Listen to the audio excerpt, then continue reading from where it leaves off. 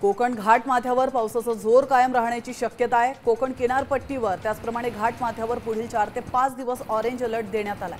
रत्नागिरी, सिंधुदुर्ग, पुणे, सातारा, कोल्हापूर या ठिकाणी घाट माथ्यावर ऑरेंज अलर्ट जारी करण्यात आलाय। पर्यटकांनी अशा ठिकाणी जाणं टाळावं असं आवाहन पुणे वेधशाळेकडून करण्यात आलंय।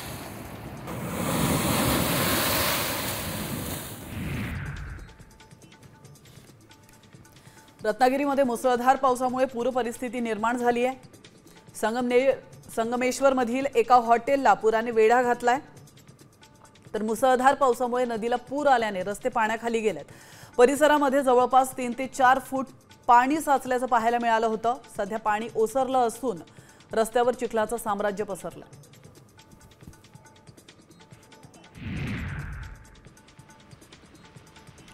रायगड जिल्ह्यातील नद्यांनी इशारा पातळी ओलांडली आहे। त्यामुळे प्रशासनाकडून नदीकाठच्या नागरिकांना सतर्क राहण्याच्या सूचना देण्यात आल्या।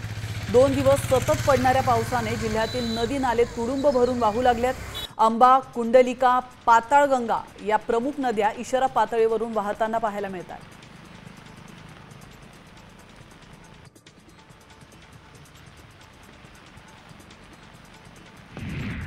रायगड आणि रत्नागिरी जिल्ह्यांना जोडणाऱ्या कशेडी घाटातील बोगद्याला गळती लागली आहे। दोन्ही बाजूंच्या बोगद्यांच्या सीलिंगमधून मोठ्या प्रमाणात पाणी येत आहे। यामुळे हा कशेडी बोगदा प्रवासासाठी सुरक्षित आहे का असा प्रश्न निर्माण झाला आहे।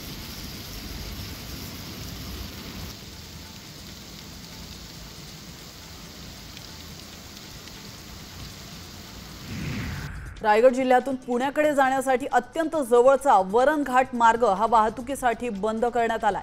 पावसाळ्यामध्ये या मार्गावरील सर्व प्रकारची वाहतूक बंद ठेवण्याची अधिसूचना पुणे जिल्हाधिकाऱ्यांनी काढली आहे। 31 सप्टेंबरपर्यंत हा आदेश लागू राहणार।